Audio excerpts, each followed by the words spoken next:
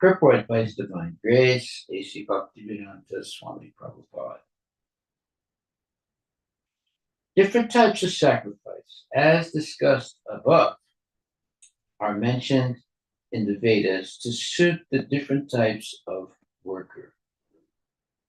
Because men are so deeply absorbed in the bodily concept, these sacrifices are so arranged that one can work either with the body, with the mind, or with the intelligence.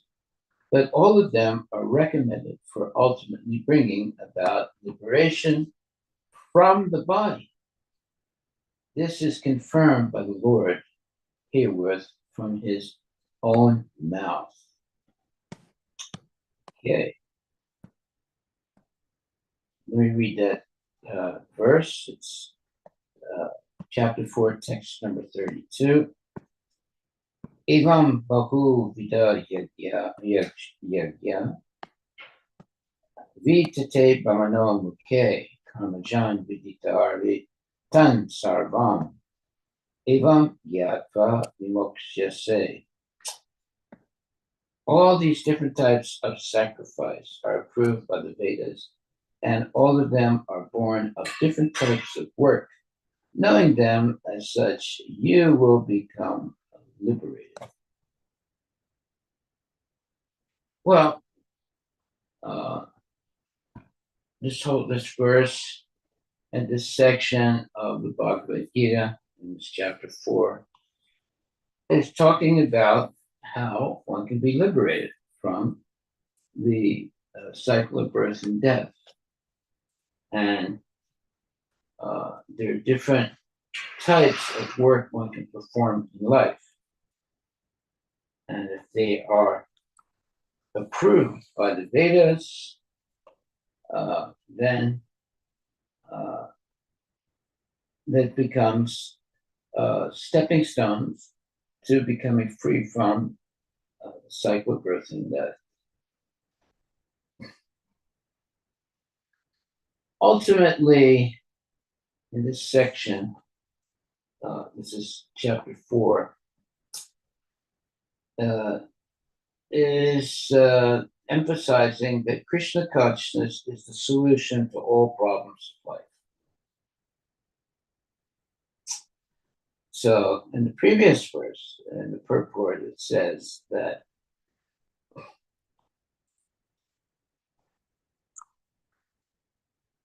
the path of religion, or the different kinds of sacrifice recommended above, automatically solves our economic problems. By performance of yajna, we can have enough food, enough milk, etc., even if there is a so-called increase of population. When the body is fully supplied, naturally the next stage is to satisfy the senses. The Vedas prescribe, therefore, sacred marriage for regulated sense gratification. Thereby, one is gradually elevated to a platform of release from material bondage. And the highest perfection of liberated life is to associate with the Supreme Lord. Perfection is achieved by performance of yajna, or sacrifice, as described above.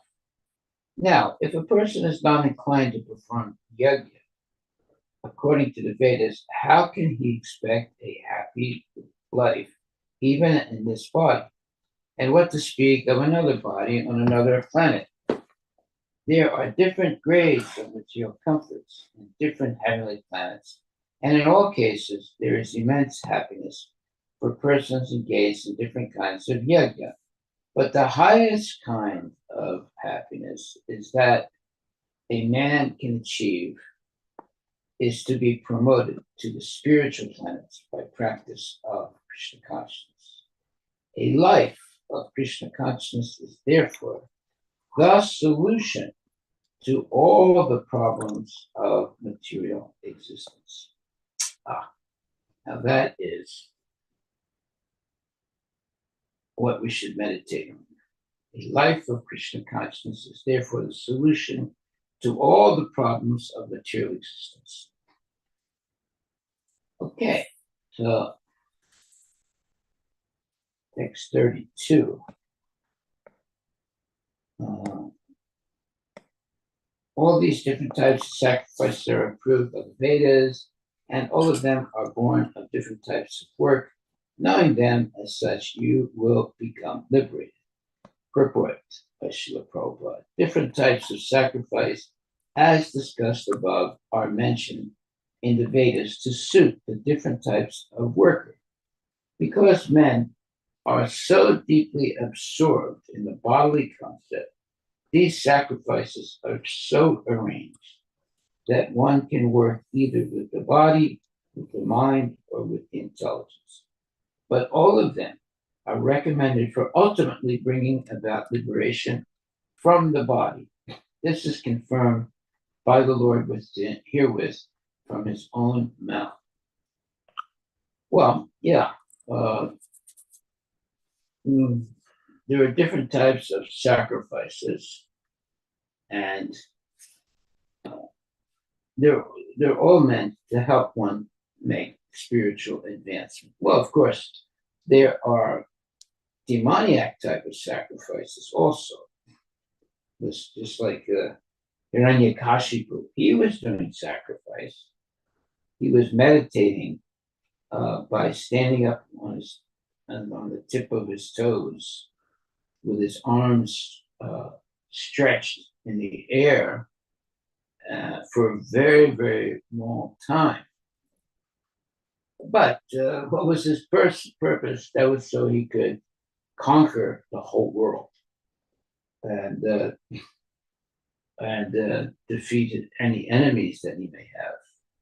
So that type of demoniac sacrifice is not recommended. On the other hand, sacrificing in the form of giving up illicit sex, gambling, meat eating, intoxication, lying, cheating, and so forth, that type of sacrifice is very good. And one can make spiritual advancement like that.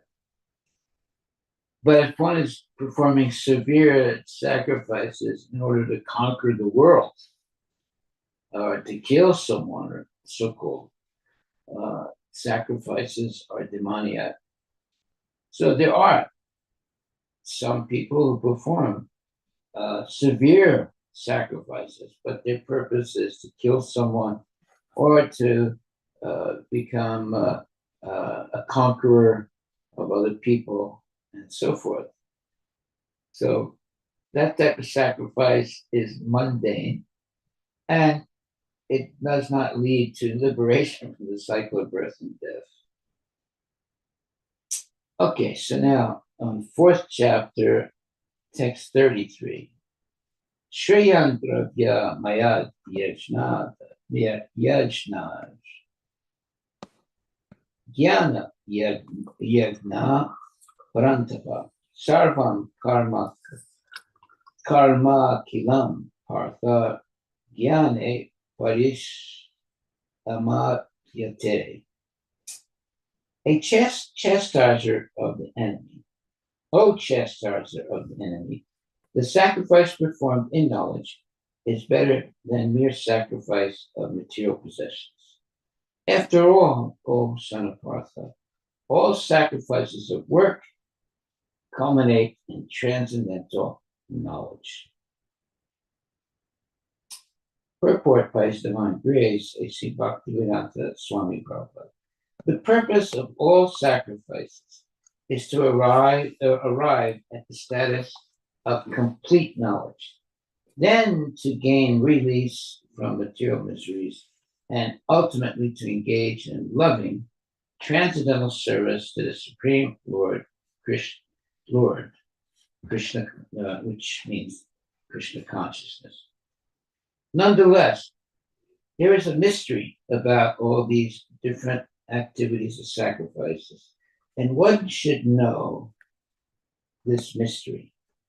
Sacrifices sometimes take different forms according to the particular faith of the performer. When one's faith reaches the stage of transcendental knowledge, the performer of sacrifice should be considered more advanced than those who simply sacrifice material possessions without such knowledge. For without attainment of knowledge, sacrifices remain on the material platform and bestow no spiritual benefit. Real knowledge culminates in Krishna consciousness, the highest stage of transcendental knowledge. Without the elevation of knowledge, sacrifices are simply material activities. When, however, they are elevated to the level of transcendental knowledge, all such sacrifices enter onto the spiritual platform. Depending on differences in consciousness, sacrificial activities are sometimes called karma kanda, fruitive activities, and sometimes jnana kanda, knowledge and the pursuit of truth. It is better when the end is knowledge. Yeah.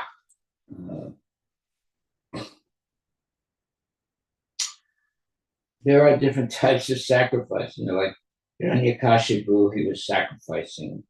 He was doing severe tapasya, but that was to conquer and to also defeat his enemies, and so-called sacrifices are not recommended.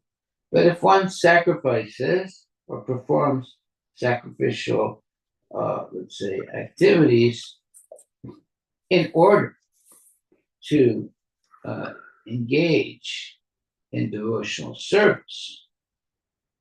Now, you see, when one is engaged in devotional service, they have sacrificed meat eating, gambling, illicit sex, intoxication, lying, cheating, and all kinds of bad qualities.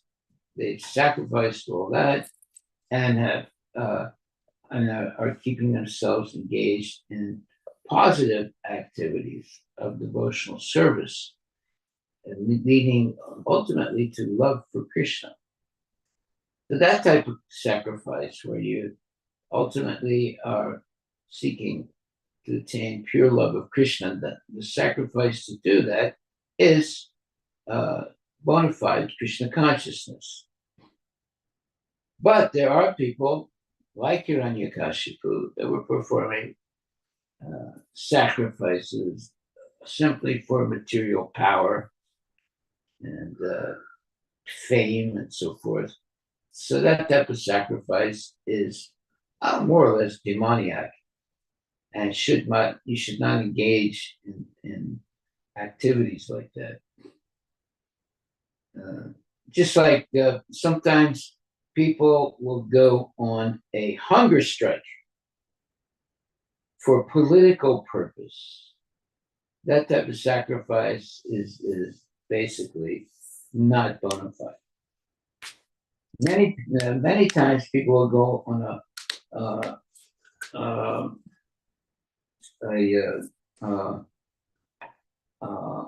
they will stop eating for a political purpose. But that is not really the purpose is the wrong purpose. It's for politics. It's not for spiritual advancement. So, without the elevation of knowledge, the sacrifices are simply material activities. When, however, they're elevated to a level of transcendental knowledge, all such activities enter into the spiritual platform.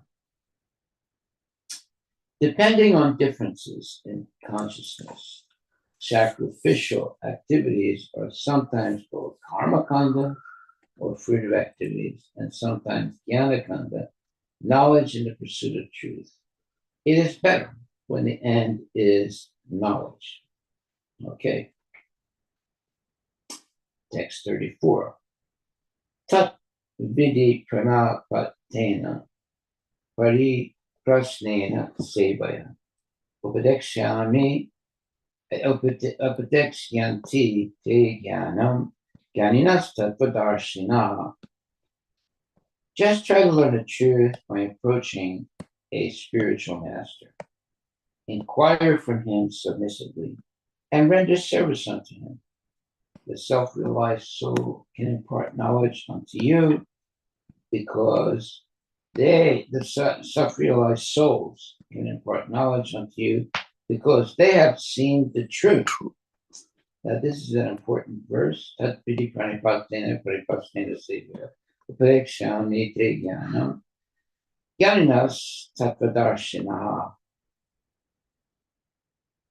Purport by His Divine Grace, A.C. Bhaktivedanta Swami Prabhupada. The path of spiritual realization is undoubtedly difficult. The Lord therefore advises us to approach a bona fide spiritual master in the line of disciplic succession from the Lord Himself. No one can be a bona fide spiritual master without following this principle of disciplic succession. The Lord is the original spiritual master, and a person in the disciplic succession can convey the message of the Lord as it is to his disciple. No one can be spiritually realized by manufacturing his own process, as is the fashion of the foolish pretenders. The Bhagavatam 6.3.19 says, Dharmam tu shakshat bhagavat panitam. The path of religion is directly enunciated by the Lord. Therefore, mental speculation or dry arguments cannot help lead one to the right path, nor by independent study of books of knowledge can one progress in spiritual life. One has to approach a bona fide spiritual master to receive the knowledge. Such a spiritual master should be accepted in full surrender, and one should serve the spiritual master like a menial servant without false prestige. Satisfaction of the self-realized spiritual master is the secret of advancement in spiritual life. Inquiries and submission constitute the proper combination for spiritual understanding. Yeah, well, that's why I always ask people after I give a lecture, I say, are there any questions? Often everyone stays silent. They don't ask any questions. But that's not the way you learn something. So it says here that inquiries and submission constitute the proper combination for spiritual understanding. So this is something that we should, put up as a banner of importance. Inquiries and submission constitute the proper combination for spiritual understanding. Unless there is submission and service, inquiries from the learned spiritual master will not be effective. One must be able to pass the test of the spiritual master, and when he sees the genuine desire of the disciple, he automatically blesses the disciple with genuine spiritual understanding. In this verse, both blind following and absurd inquiries are condemned. Not only should one hear submissively from the spiritual master, but one must also get a clear understanding from him in submission and service and inquiries. There it is. In submission, service, and inquiries. A bona fide spiritual master is by nature very kind toward the disciple. Therefore, when the student is submissive and is always ready to render service, the reciprocation of knowledge and inquiries becomes perfect. Well, the spiritual master has knowledge, and the bona fide disciple has inquiries. and that becomes perfect. That reciprocation becomes perfect between the guru and the disciple. Okay, so the main statement here, I mean, there are a lot of important statements in this book, but one of the most important is that one must be able to pass the test of the spiritual master. Now, that's a very important statement.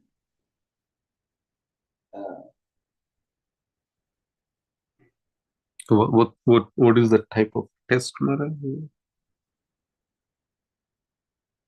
Well, the test is following the regulative principles, following, whatever the spiritual master tells you to do, but it's basically following the regulative principles of Krishna consciousness and maintaining a life of humility and service. Therefore, it says,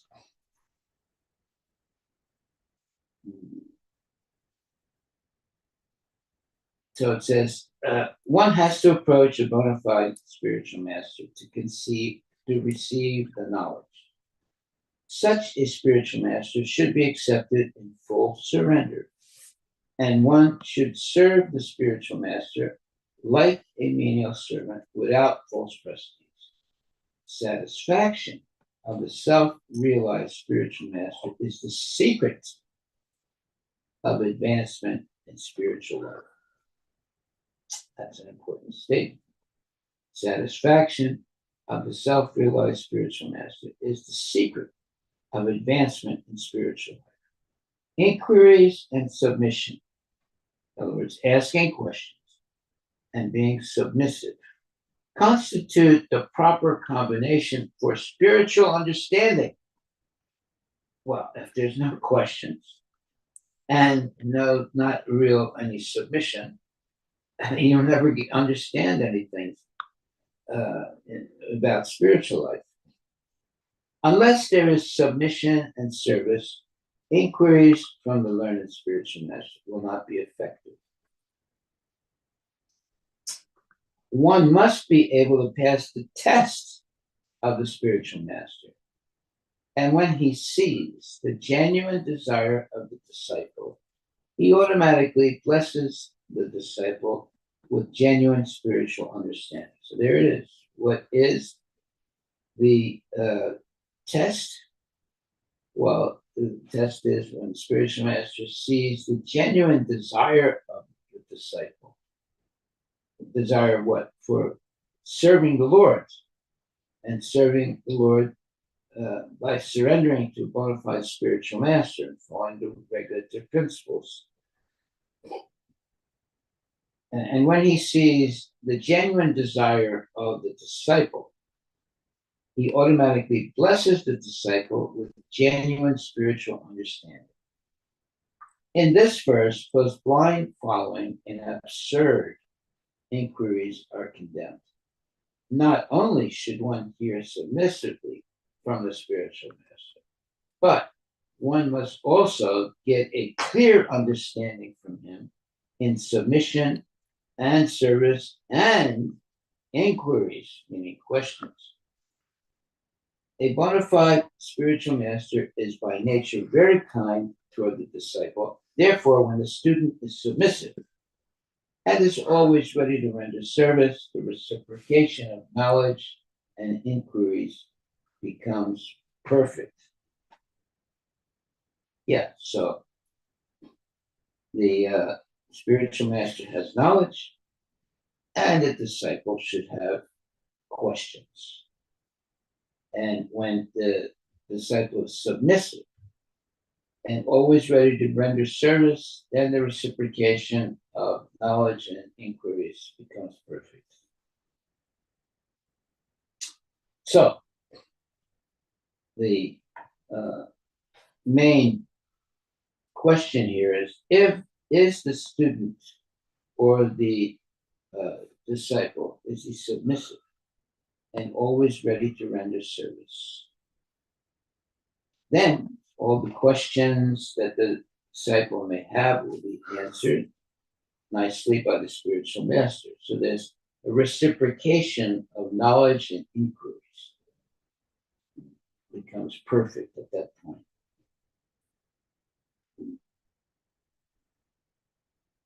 So I would say this is one of the most important verses, and it's famous. Tat piri pranipatena paripashnena sevaya upadekshami te jnanam jnanasta padarshanaha. This is one of the most important verses in the Bhagavad Gita, 4th chapter, 34th verse. Just try to learn the truth by approaching a spiritual master. Inquire from him submissively and render service unto him. The self-realized souls can impart knowledge unto you because they have seen the truth. All right. And in the purport, very, very correctly, Prabhupada says, the path of spiritual realization is undoubtedly difficult. The Lord therefore advises us to approach a bona fide spiritual master in the line of disciplic succession from the Lord himself. Now, in other words, the parampara has to begin from Krishna, the Supreme Personality Godhead, not your grandfather, not your,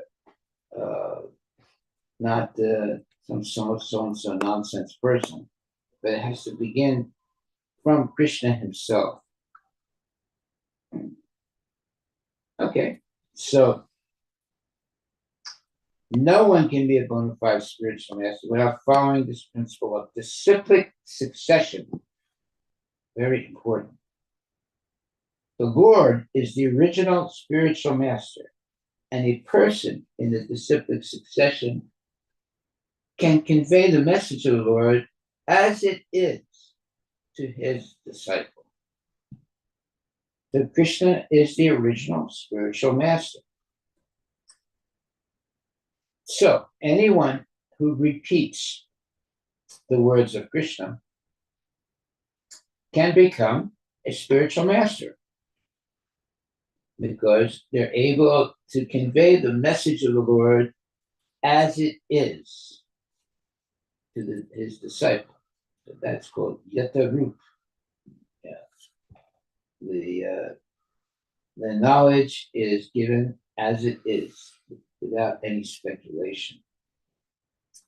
So simply repeating the words of the spiritual master, you become a perfect preacher. You don't have to make anything up yourself. Even if you cannot, let's say, you're not some big preacher, well, that's okay. You can simply read the verses with Prabhupada's purports, and now your preaching is perfect. You don't have to memorize everything. You simply have to repeat what Prabhupada has said in his purports. You become a perfect teacher. However, no one can be spiritually realized by manufacturing his own process, as the fashion of the foolish pretenders, like the so-called Nityananda.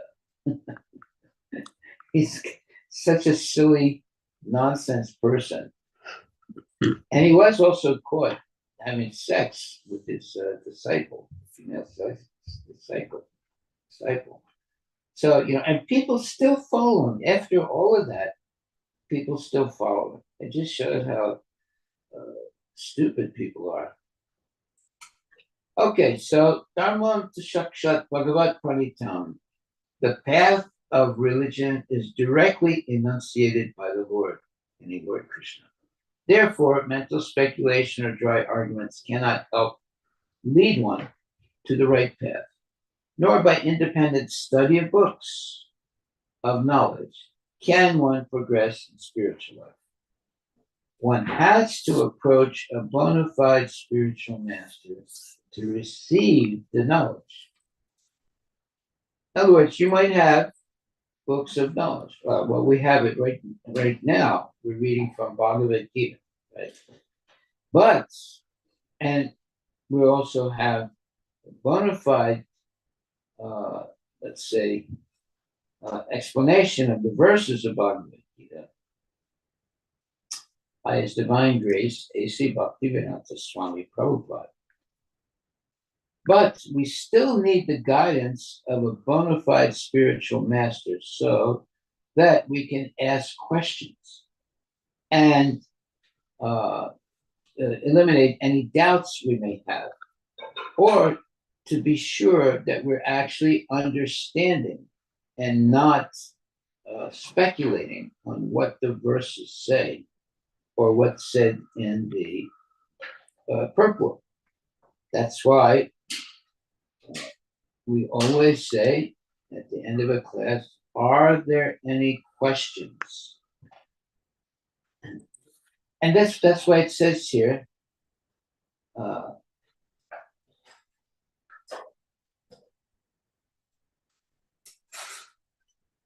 one has to approach. First of all, it says, therefore, mental speculation and dry arguments cannot help lead one to the right path, nor by independent study of books of knowledge can one progress in spiritual life. Yeah, there was this one Armenian boy.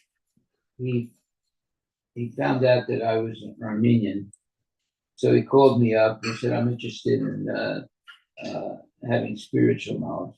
I said, "Okay, it's not a problem." He said, "But I want to do it on my own." I said, "Well, that's not the recommended way." He said, "No, well, I mean," he said, if I can't do it on my own, then I don't want to do it." I said, "Okay, well, have good luck." Before that, I said, "But why did you call me?" He said, "Well, I heard you're an Armenian guy, have some, you like something of a guru." I said, "Okay, so then do you want to, get educated?" He said, "Yeah, but I want to do it myself."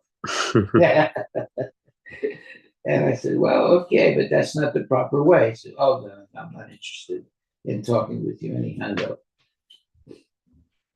So I don't know why he called me in the first place then. Right? But as soon as I said, you want to do it by yourself, I said, "Well, that's not the way to do it." He said, "But I'm not interested." And he hung up. So, but here it says, Dharmam to Shakshat Bhagavat Pranitam. The path of religion is directly enunciated by the Lord. Therefore, mental speculation or dry arguments cannot help lead one to the right path, nor by independent study of books of knowledge can one progress in spiritual life. Well, there you are. Independent study of books of knowledge. One has to approach a bona fide spiritual master to receive the knowledge. Such a spiritual master should be accepted in full surrender, and one should serve the spiritual master like a menial servant without false prestige. Satisfaction of the self-realized spiritual master is the secret of advancement in spiritual life. Inquiries and submission constitute the proper combination for spiritual understanding. Unless there is submission and service, inquiries from the learned spiritual master will not be effective. One must be able to pass the test of the spiritual master. And when he sees the genuine desire of the disciple, he automatically blesses the disciple with genuine spiritual understanding. In this verse, both blind following and absurd inquiries are condemned. Not only should one hear submissively from the spiritual master, but one must also get a clear understanding from him in submission and service and inquiries. So there has to be submission, there has to be service, and you have to ask serious questions, not foolish questions. A bona fide spiritual master is by nature very kind toward the disciple. Therefore, when the student is submissive and is always ready to render service, the reciprocation of knowledge and inquiries, in other words, the spiritual master has knowledge and the disciple has inquiries, becomes perfect. Well, if you only understand this one verse in the Bhagavad Gita, chapter 4, text 34. Tat vidi pranipatena paripastina sevaya upatekshami te jnanam jnaninas tattvadarshanaha. This is enough to take you back to Godhead.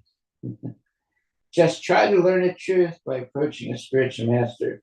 Inquire from him submissively. In other words, ask questions submissively and render service to him. The self-realized souls can impart knowledge unto you because they have seen the truth. Well, who is a self-realized soul? Well, it's someone who has a spiritual master and who has surrendered to the spiritual master and followed this principle of tat vidi pranipatena paripasena sevaya upadekshami te jnanam jnananas tattvadarshanaha. Just try to learn the truth by approaching a spiritual master, inquire from him submissively, and render service unto him.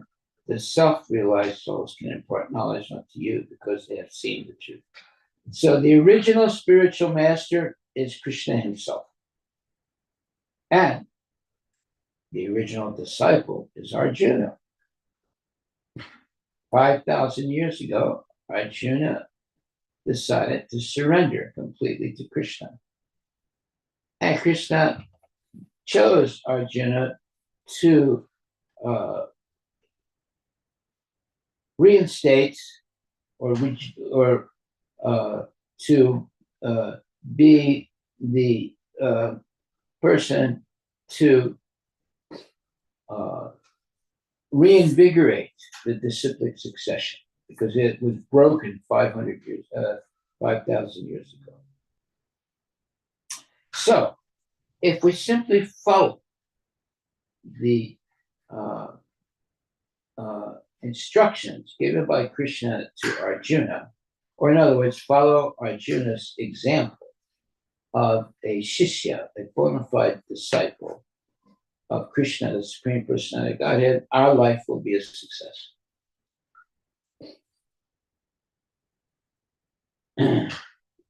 So that in this verse, in this purport, there are many important points if one wants to have a spiritual life. So there are several very important takeaways here. First of all, one has to approach a bona fide spiritual master to receive the knowledge. Such a spiritual master should be accepted in full surrender, and one should serve the spiritual master like a menial servant without false prestige. Now the question is, who is a bona fide spiritual master? How can you recognize? Well, first of all, he must be in the disciplic succession coming from Krishna himself. In other words, you want to surrender to someone to develop knowledge of Krishna. Well, that person, he himself has to be surrendered to a bona fide spiritual master. Otherwise, you can't just accept your neighbor or a speculator as spiritual master. You have to accept a bona fide devotee who also has a bona fide spiritual master and who repeats simply what Krishna says in the Bhagavad Gita. Then you become and then you can be a spiritual master. So even if you only read the Bhagavad Gita and uh, explain the purports of Prabhupada, that means you don't give your own interpretation. You simply repeat the explanations Prabhupada gives in the purports. That's perfect preaching. Not only are you benefited by repeating the words of Prabhupada and ultimately Krishna, but anyone hearing you is also benefited. That's why it says here that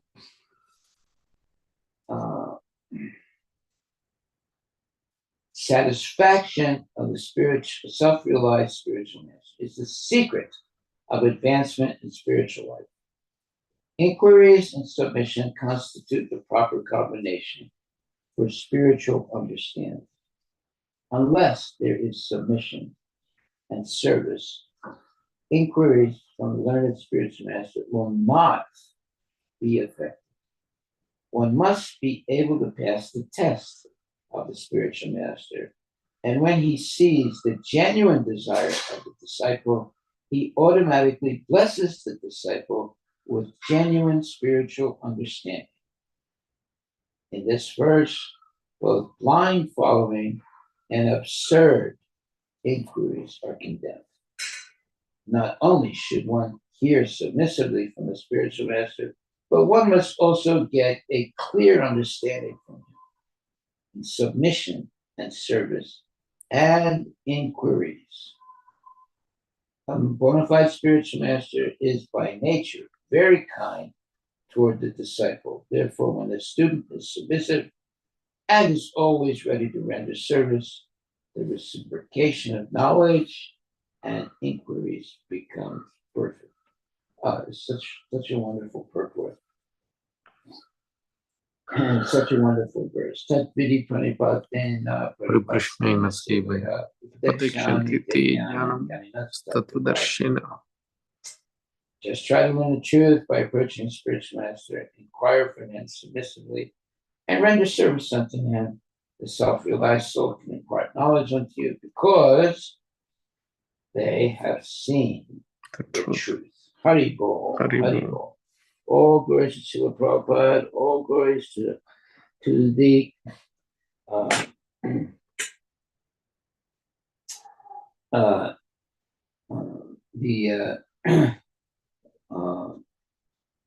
parampara coming from Krishna all the way down to Srila Prabhupada and now to us.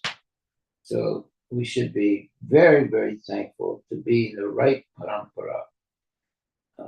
Originally started by Krishna and coming right through to Srila Prabhupada. Okay, are there any questions? Any comments? Hare Krishna, any questions or thoughts online?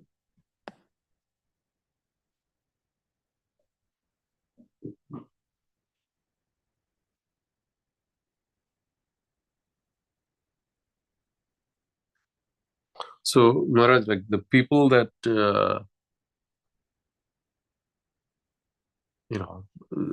try to hear from maybe bona fide gurus, but they don't necessarily, but they hear online. They just, let's say they're bona fide. They do hear from the bona fide gurus. Let's say, Yeah.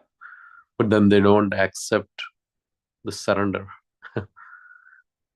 Well, if they don't accept surrender, they're not really going to hear also. They're just like casual.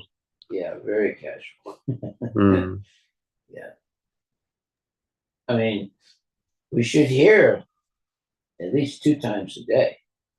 At least 3 times a day is even better. Mm. From bona fide spiritual masters. Why? Because our disease is forgetfulness. So to overcome forgetfulness, we should regularly hear from bona fide devotees speaking. the knowledge in the Bhagavad Gita. So you don't have to be, you don't have to be a PhD. In fact, that's not really a badge of honor. A badge of honor is that you repeat simply the words of bona fide spiritual master. And the original bona fide spiritual master is Krishna himself. And that's why we're reading the purports. And we're reading the original verses spoken by Krishna. And we're reading the explanation or purports of His Divine Grace, A.C. Bhaktivedanta Swami Prabhupada. That puts us in the right position to become a bona fide devotee. And if we're able to repeat what Krishna has originally said and the purports of Srila Prabhupada, then we are become a bona fide preacher also. You don't have to make anything up. You don't have to see. There's no plagiarism here. The plagiarism is, you copy what someone else has written. We want to copy what Prabhupada has written. That way, you don't make any mistakes. So there's no plagiarism. But if you speculate on what Prabhupada says, then that becomes a disaster. But if we simply repeat Prabhupada's purports, then we become a bona fide spiritual master.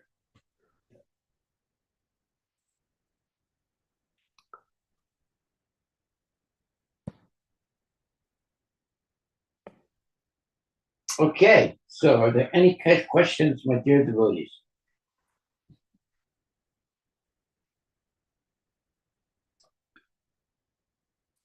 Anyone else? Well, let me read this verse again. Tatvidi paripakte pripasnena sevaya upadekshami te jnanam jnaninas tattvadarshana. Just try to learn the truth by approaching a spiritual master. Inquire from him submissively and render service unto him. In other words, ask questions submissively and render service also. The self-realized souls can impart knowledge unto you because they have seen the truth. So this is the original bona fide process of how to receive genuine spiritual knowledge. You have to approach a bona fide spiritual master, ask questions submissively, render service to the spiritual master. Then the right, let's say, relationship is established.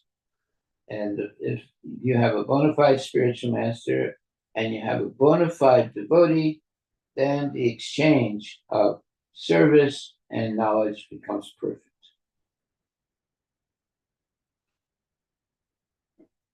Okay, my dear devotees, may you always be blessed by the instructions that we get by hearing Prabhupada's purports and explanation of Krishna's original words.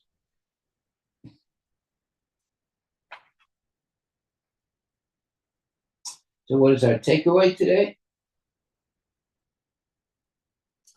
Inquiries, meaning questions, and submission constitute the proper combination for spiritual understanding. Unless there is submission and service, inquiries or questions from the learned spiritual master will not be effective. One must be able to pass the test of the spiritual master. And when he sees the genuine desire of the disciple, he automatically blesses the disciple with genuine spiritual understanding. That is the real blessing. of a spiritual master.